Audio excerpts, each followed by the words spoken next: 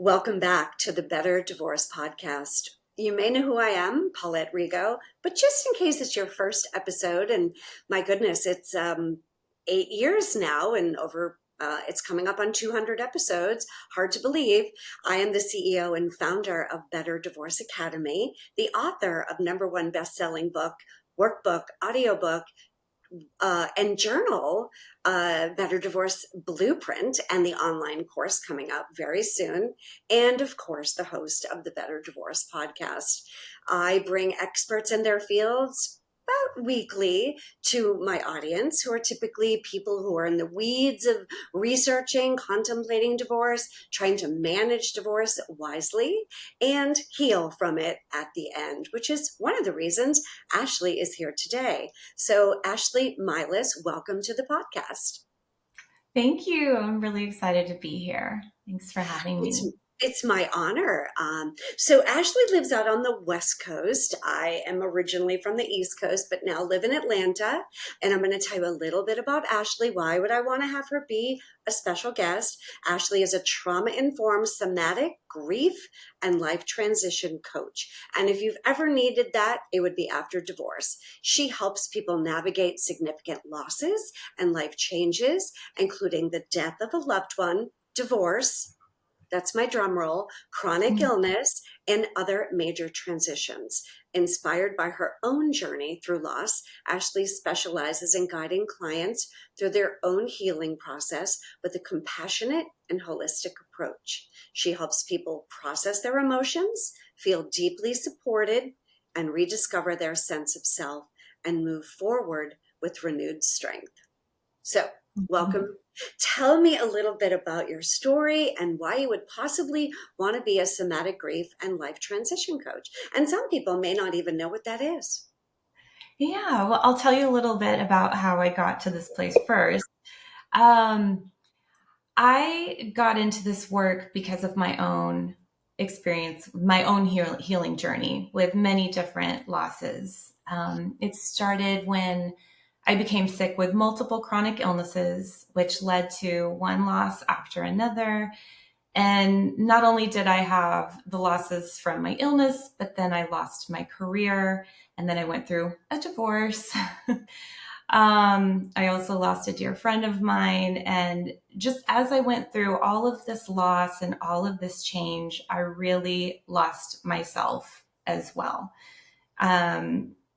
I didn't really know who I was anymore without these people or these things in my life, and just became very disconnected. And I was searching, trying to find ways to find my way back to myself and to feel better. And I tried so many different things, and that went on for years. And I didn't really feel any better until I discovered somatic healing. And I started working with a somatic practitioner, which helped me to become aware of how much trauma and grief I was holding on to. And so I was able to finally process all of the things that were keeping me stuck and holding me back. And I just started to come back to life again. And my transformation was so powerful that I knew I wanted to learn how to do this work myself so that I could help people in the same way. Yeah. And I mean, grief and loss is something that we all go through at some point in our lives, right? And I think that so many people, when they think of grief, they just think of it in terms of someone dying. But grief really can happen with any type of loss, right? And divorce is a huge one. Divorce is extremely painful.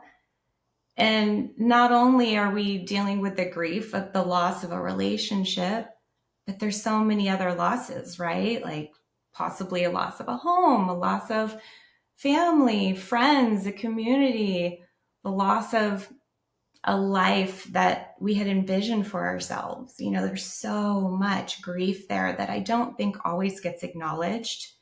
And there's a lot of pain that gets suppressed and kind of tucked away. And I'm just here to help people through that and help them to know that they can heal, they can get to the other side, and sometimes we can get ourselves to a better place than we've ever been before.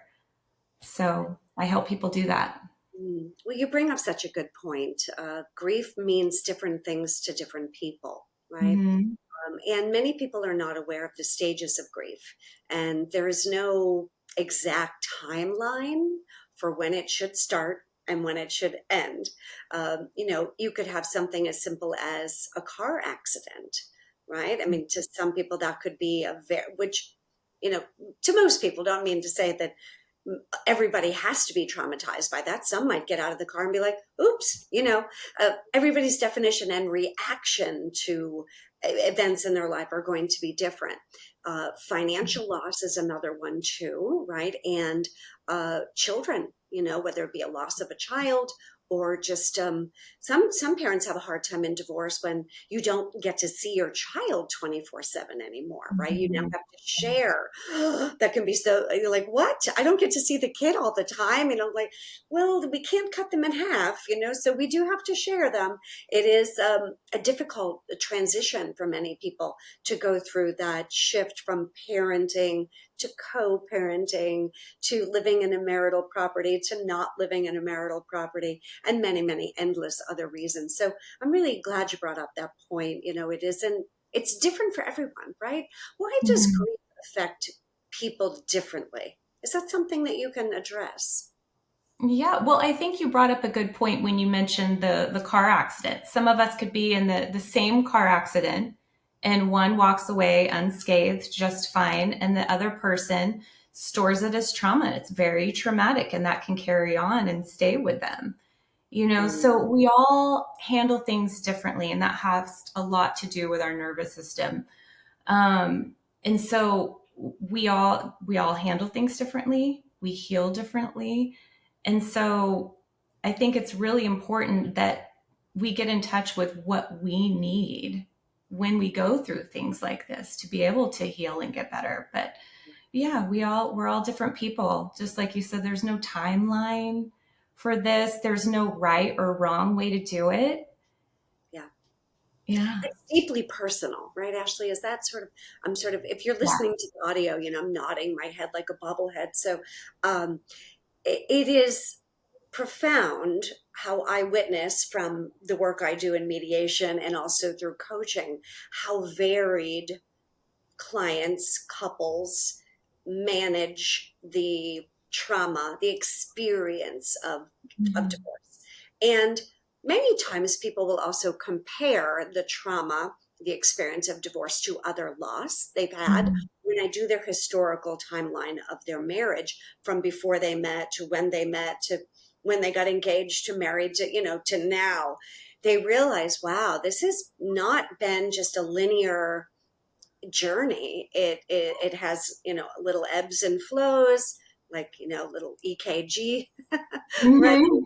Echocardiogram, like roller coaster up and down, and that's normal. How we have Mhm. in the studies that I did of learning, prakriti and vikriti and yin and yang and expansion and contraction and ebb and flow of life. There's day and night and right and left and up and down and male and female and opposite energies. And life has a rhythm and a pattern to that. We don't just all wake up in the morning and we're always even Steven, we're always, I can make fun of that because that's my husband's name. So, but we do have times in the day, even when we're happy and blissful and joyed out. And then all of a sudden it starts raining and we go, oh, I'm Mhm. tired. And we yawn for, 9 times for no reason. So, that's the natural flow. But now you take that over a long period of time, right? Where your adrenals and the cortisol and your nervous system is involved and more of that kinesthetic somatic part, right? Where it's not Mhm. just the brain or the heart and the gut, but it's really the whole being that is affected. And it's more of a holistic experience. You get muscle aches. My back always used to hurt. I had TMJ. I used to grind my teeth. I had tinnitus. You name it. If it's ear, nose, and throat, I had it. So nodules on my vocal cords, tonsils out, root canal. I'm not joking. I could keep going and going. Oh. And I used to hold all of that in here because I wasn't going to complain and I wasn't going to talk. I was going to keep my mouth shut. I was going to do what I was told. I was going to pretend everything was fabulous because I was a dancer and that's what dancers do because the show must go on. And, well, never let them see you sweat and be a trooper and all those other things. To all my dancers out there, I'm just waving your hand. And then I found yoga and I went, oh, I don't have to be happy all the time. I don't have to wear makeup and like try to be cute and put on. And no, I could just be myself and not give it darn. So it's interesting. So whatever you're going through, it's real. And know that again, there's no timeline. So let's talk a little bit about what somatic grief looks like and how Mhm. how do you help people, like talk a little bit about the methodology, right? Because Mhm. I want to just give a 101 to it, right? So if we were to get the book of somatic grief and coaching 101, or what would that book be? Somatic coaching for dummies. Is there a book called that? I don't know that there is one or isn't one, but I think you got the idea. Just give everybody a kind of a definition and a sort of 101 of what does that look like and how does it work? Okay. Well, I think you set that up very well for me too, because just describing your own experience, you talked about, the feeling of the physical sensations, the TMJ, the back hurting, all of that. There's so much that's going on. And I think that's great that you actually notice that because a lot of people aren't even aware of what's really going on in their body as we're going through these stressful emotional things. Um, and often, sometimes we can even tell a story of what's going on with our divorce or whatever, but that story doesn't always match how we're experiencing it from the inside. Sometimes there's this mismatch. And so what I help people do is kind of tune into what's going on in the inside so we can, have a better, more clarity as to what's going on and what we need. So and somatic work is a little bit tricky to explain because it is so experiential in nature, but I'm going to try my best here. Um, with a somatic approach, we're really looking at how we're experiencing something from within our body. So like when we're going through a divorce, how are we experiencing it from our body? Which is separate from our thoughts about it. So we're really tuning into how we're feeling rather than what we're thinking. So this means exploring emotions, physical sensations, body movements, and our nervous system responses. Um, for instance, if I had a client telling me a story, I might say to them, and as you are telling me this, what are you noticing in your body? And we really tune in there and I track and I follow whatever is coming up. And so by listening to this language of the body, we're able to get a much deeper understanding of what's truly going on. So we're able to see what needs to be acknowledged and what needs to happen in order to process and move forward. Because there's often so much going on within that our thinking mind can't always comprehend that. So the somatic work really kind of connects the dots. It helps us use that inner wisdom to kind of connect with our mind and make sense of it all and really help us know what we need to do in order to heal and process. And yeah. So when someone comes to you, is it one on Mhm. one? Are they in person? Is it virtual? Or is it a Mhm. group? Like, kind of give them a visual of what that experience is like. Yes, I meet with clients one on one. I do mostly virtual because I have clients from everywhere. I have some out of the country. Even if people are local, they can come to me. But it usually, I mean, just like we talked about earlier, we're all so different. We all need different things. So there's no one way I work with someone. It's really depending on how they walk in for me to work with them. The one thing I'm really tracking is someone's nervous system because that is so important. And that's something that doesn't really happen with like a traditional talk therapy. They're not really looking at nervous system, which I feel is so important because you really have to see where someone is. Because if they're in, the nervous system's job is to keep us protected and safe. And if the client comes in and is just is not feeling safe and all these protective responses in their nervous system, we're not going to get very far. So I have to, you know, work with someone's nervous system and move at the pace and the depth that's right for them to be able to process things. So some clients might come in and they want to be a little more cognitive and talk, and then some just go directly into feeling. So I kind of work both ways, and sometimes we kind of go in and out. So we're connecting kind of the mind with what's going on in the body as well. But what I will say is people, when they work with me who have done a more traditional talk therapy in the past, they're always very surprised at how different it is because they're just able to go so much deeper. I even have people sometimes they're like, was that magic? Like how I didn't even know that was there, And so we're really just discovering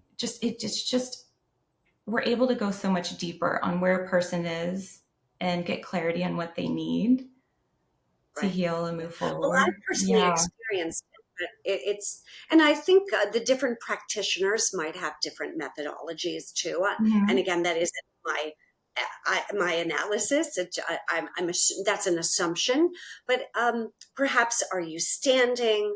Are you sitting? Are you sitting in a chair? Are you sitting on the floor? Do you lay down?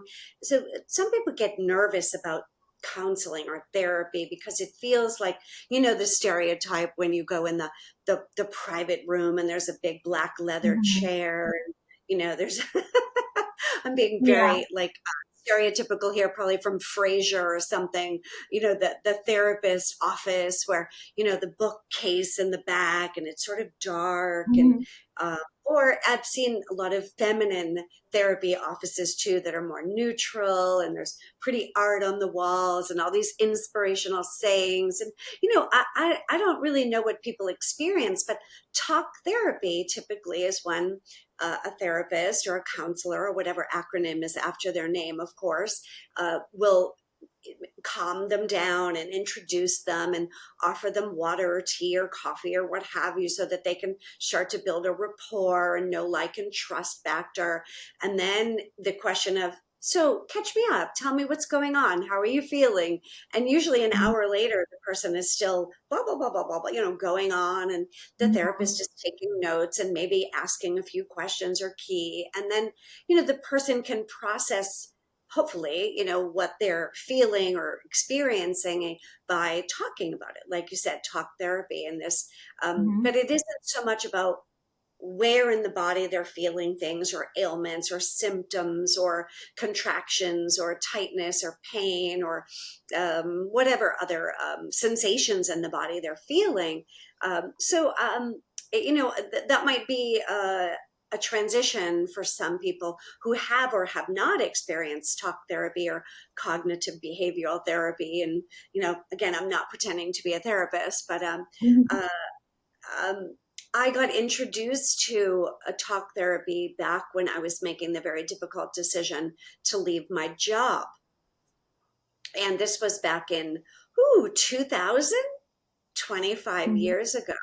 And I'd never been to a therapist before. And I remember walking in, her name was Heidi, I remember it specifically. And it just felt like I wasn't going anywhere. And Mm-hmm. fast forward, funny story, about 6 months into it, I ended up kind of counseling her. She kept talking about her sister's wedding and should I go or should I not go? And I don't know, we don't really talk anymore. And I think I was, kind of talking about my situation. And then being a very curious person, I'd be like, wow, that's really interesting. And before I knew it, that hour was up and we didn't really talk about my situation. And I came to the conclusion on my own that, yeah, I should leave my job.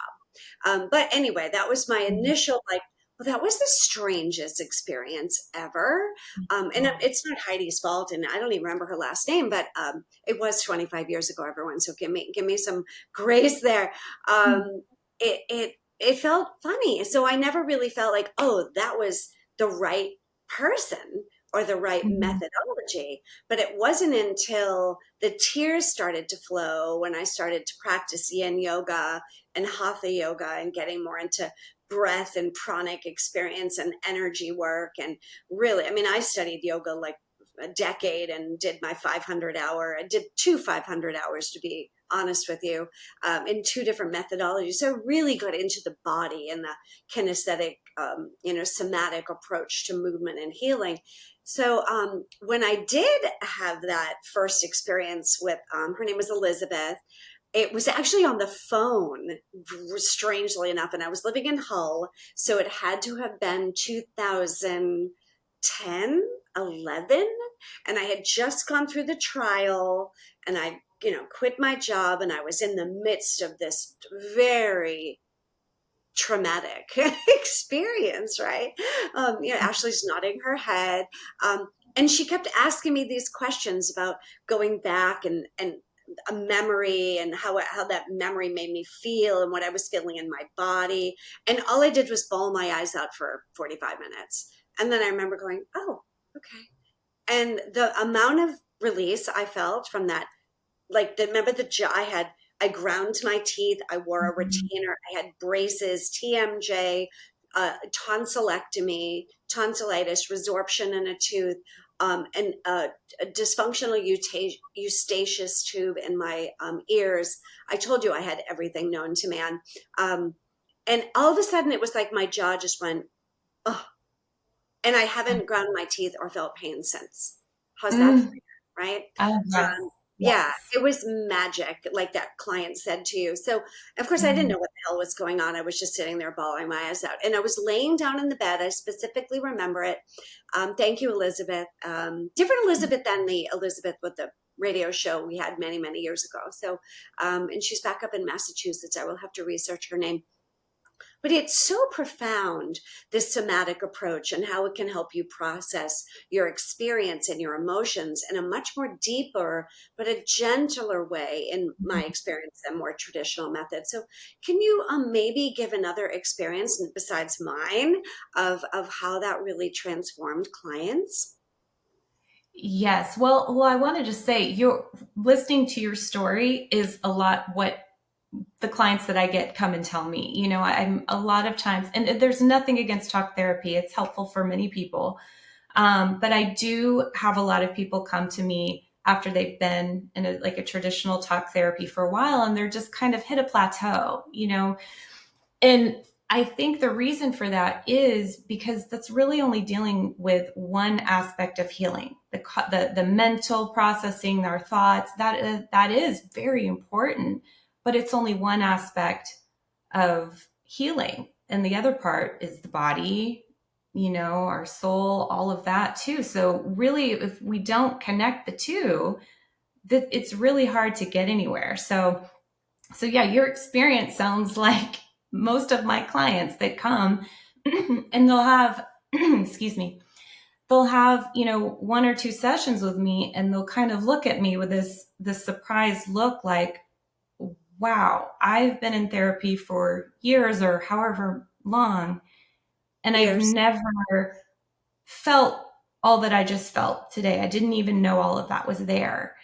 And it's just amazing just by kind of slowing down. And it is just like you said, it's a much more gentle process, because I think sometimes when we come in and with talk therapy, we're just talking. Like you said, you'll talk the full hour and then it's done. And sometimes you walk out feeling worse Right, because you're because reliving a it. lot of You're reliving the story over and over and yeah, over. and sometimes that can be re-traumatizing. So the difference with somatic work is like we're just we're we're taking little bits at a time. We're processing little bits at a time. We're not going to tell a full story that's going to, put you in this fight or flight nervous system response. And, when our nervous system is triggered, we don't feel safe. We're unable to process. any of these feelings and emotions. So much of somatic work is building that safety. Like you were talking about, sometimes the office feels intimidating or something. I find that clients love to meet virtually because they're in the comfort of their own space. And we spend time at the beginning just getting them comfortable. Like, hey, what could make you feel 1% more comfortable? Maybe grab that pillow, grab a blanket.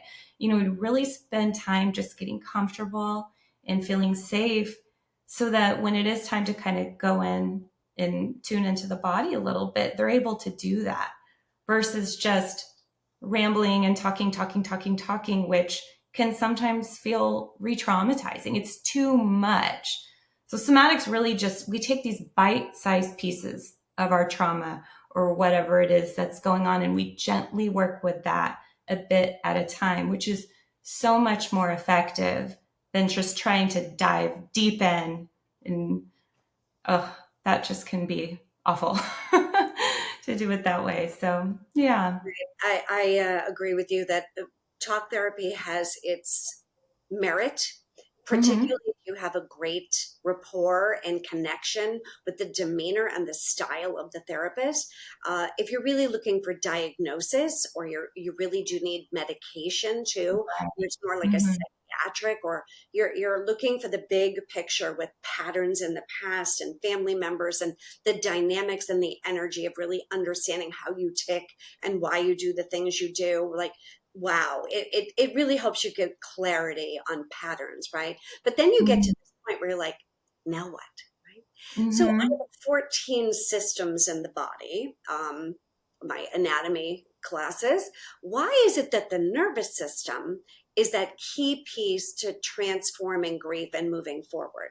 Of all the systems, it appears the nervous system is the golden ticket. Yeah, the nervous system. Well, like I said before, the job of our nervous system is to protect us and to keep us safe, right? So when we are going through something like a divorce, there's so much loss and change happening. There's nothing that feels safe about that. And so it triggers our nervous system, like I said, into these protective states. And there's nothing wrong with it. That's what it's supposed to do because it's trying to protect us, help us survive everything we're going through. But what can happen when it becomes a problem is when we get stuck in certain nervous system states. And when we get stuck there, it really affects our lives.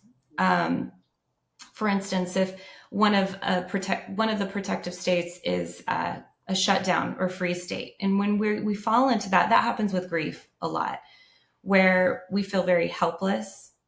In that state, we're very disconnected. Even the tiniest little things that we've got to do in the day just seem massive, like we can't get through things. And that can be really helpful when we're initially going through it. And our nervous system is like, hey, just rest so we can get through this, numb out a little bit because this is too much to feel, right? So that response is very smart in the beginning.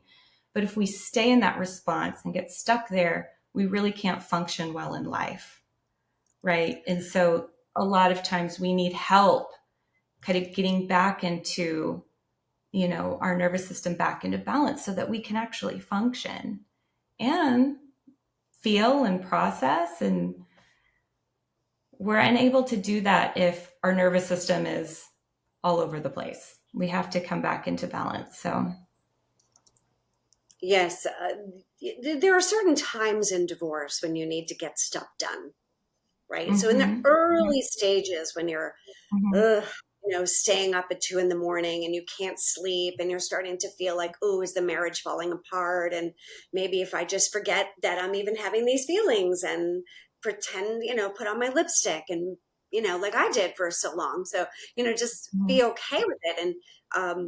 And it wasn't always that way, but you kind of tiptoe into like, is it really a bigger deal than it is, or am I just making a big production out of this? So, and when that goes on for years and years, and you start to live in mm-hmm. that sense of chronic stress where your adrenals are getting burnt out and you're living on automatic pilot, and you're drained, or there's burnout. I didn't sleep. I passed out. It was Mhm. from exhaustion, not from, sleep medication or Mhm. tranquilizers or anything. But and I also worked very strange hours, and because I was a dance teacher and worked late afternoon, evening, and late into the night sometimes with classes that ran to 9:30, 10 o'clock at night. By the time I got home, it was 11:30, and I'm wired, and everyone's to sleep. So Mhm. it messes with your circadian clock. And when you do that for 20 years, it messes with you, and it's so hard for you to get into a different circadian rhythm. But when you're living under chronic stress, then you have to transition into these decisions about earth-shattering decisions, and they are, life-changing Mhm. decisions. There's a lot of stuff you have to do. You never Yes. mind making the decision, right? You have to, well, file or not file, or do your research, or talk to experts, and put all your ducks in the row, as they say.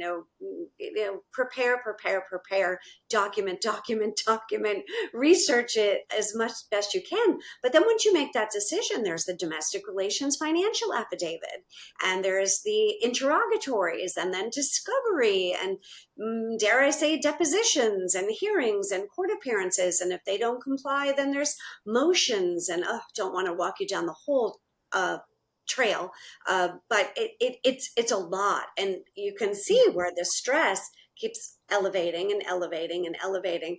And then you think, oh, it's when it's finally over, and whether that takes a year or 2 years or less or more, you think when it's over, you're going to be all better. And that's Mhm.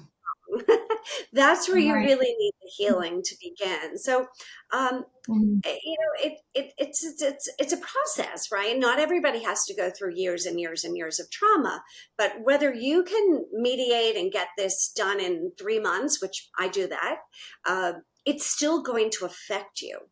So, as a Mhm. little bit of a takeaway from this, you mentioned these three key elements to rebuild yourself after the loss of divorce or other aspects, and creating a new way of living to build a greater capacity to navigate the ups and downs of life. But could you share everybody what those three key elements are?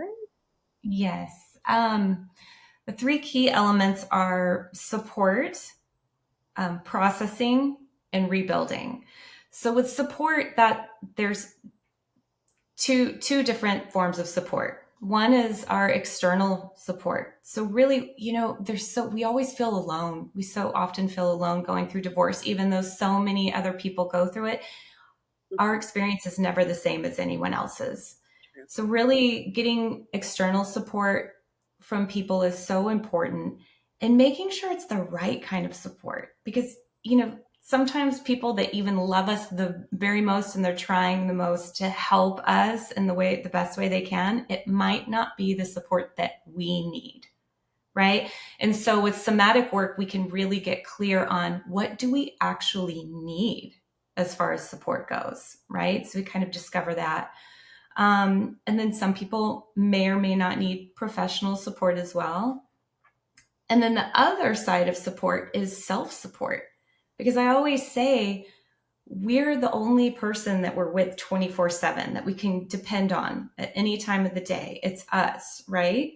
And so it's really important to learn how to support ourselves when we're going through this really difficult time. And that means learning to take care of ourselves when just emotions feel really big, you know, um, learning to work with our nervous system. It's just really forming a toolbox of things that we can do to really keep ourselves afloat, I guess you could say. So I work with clients a lot. It's not just processing in a session, it's actually learning tools that they take back out with them in the world so that they can function during this really hard time. Um, Processing is a lot of what we already talked about, just really doing that inner work, figuring out what's truly going on and what needs to be acknowledged, what needs to happen in order to process and move forward. And the rebuilding, part is, we all always can, it's easy for us to get in our mind, like what we kind of think life is going to look like. And we're trying to get there. But just because we think it doesn't mean we can always get there, because there might be some leftover stuff that happened from the experience that we need to take care of first. So we're really taking a look at how did this experience of the divorce and all the trauma that we went through, how is that still living in our body? And what do we need to do to take care of that so that we can move forward? That's a big piece too. Yes, it's a journey and it takes time and patience, persistence, perseverance, support, Mm-hmm. education. I could go on for hours with the other things you probably need. One of Mm-hmm. the major stuckness issues I see with clients is procrastination, feeling that fear of making the wrong decision or delaying it. I, uh, these aren't quotes, but paraphrasing, I don't want to stay married anymore. There's no connection. It's the love is lost. The long list of complaints about everything, and then going into them. And are you sure that you want to? It sounds like you're sure you want a divorce, and they go, "I'm not sure yet." They just they never say, "Well, I really love them and I miss them," and all the it's just complaint, complaint, complaint, complaint. But they're still not ready. And my job is not to say, "Are you sure?" It's to ask them a question about what's holding you back, and also once they also have a roadmap and they know likely the different scenarios of what might the outcome be, the fear dissipates. And as soon as you can dial down the fear because you have a Mm-hmm. plan or a roadmap or a blueprint or a GPS or just an idea of what the outcome might look like with scenario A, scenario B, scenario C, and maybe a few more, they usually feel less stressed and they can Mm-hmm. start to slow down and make wiser decisions and find the resources and tools that they need. In fact, I dedicate one of the whole chapters in Better Divorce Blueprint to exactly this of um, unfortunately, one of the top 12 divorce mistakes that people make is they let the stress and the overwhelm of the divorce wreak havoc with their health. Uh, Mm-hmm. Mm-hmm. they don't eat well, they don't exercise, they don't sleep well. They just sort of let everything go to hell because of Mm-hmm. the stress, right? And I'm not finger pointing. I did it too. I mean, I think I lived on iced coffee, hard boiled eggs, candy. I can't really, and sushi maybe. That's about what I lived Mm-hmm. on. Anything Mm-hmm. that was easy. Like bagels, Yeah, and I lived on bagels and smoked salmon. it was Like the survival diet. yeah, the craziest diet. Whatever I could literally run in and grab fast and eat in the car. That kind of thing. And I never Mm-hmm. really stopped to have a meal until I went to my friend's house because she would always cook for me. Um, and she would be like, "Now sit down, and I'm going to give you a nice hearty meal." And that's a whole nother story, but oh, my love, Phyllis. So, yeah, for 10 years, she fed me because I stopped eating. And now I was so skinny. Um, I was, I don't know what I was, 118 pounds, and I'm 5'8", so that's not good. So I used to wear baggy clothes so people wouldn't think I was dying or, of whatever they thought I was dying of stress. Mm-hmm. But now, anyway, now I'm back to my regular size 6, I guess. You find it, but it is very common for you to let your health suffer because of Mm-hmm. the stress and the emotions, and don't let it be you. Take the time to take care of you, start to journal and explore this. Thank you for being here. Thank you for sharing a little bit of your story and your work and your why. What is the best way for people to learn more about you and what you do and why you do it? And, dare I say, stalk you and what is the best way for people to, and I don't, I'm glad she laughed. I think she knows I'm joking, right? So, to learn more about you and follow you and work with you. Yeah, feel free to stalk me. You can go to you can go to my website, ashleymilus.com, or you can find me on Instagram. But I would really also just love to encourage anyone who's listening to this that thinks maybe some somatic work could help them with their situation to schedule a free consult with me. I would love to just hear your story and discover ways I can help you to heal and move forward. Um, and yeah, I mean, it's free. So there's nothing to lose. If anything, I would just love to meet you and have a chat and just help you to feel seen and heard and supported. And I'm sure you can put that in the show notes, the link to schedule Absolutely. that if you would like to. Yeah, so stalk away. Come find me. It's comforting to know that there are solutions to the problems that we have, or the roadblocks that we face when we are Mhm. making these very important life-changing decisions. Healing is part of the journey. It isn't just the decision and the action and the process. It's okay, now what? How do I move Mhm. forward? I'm the one professional in most people's lives that never wants a repeat client. I Mhm. just don't. Nothing personal. I'm going to love you to the ends of time, knowing your journey and working with you through your divorce. But when you call me in 5 years and say, "Do you remember me?"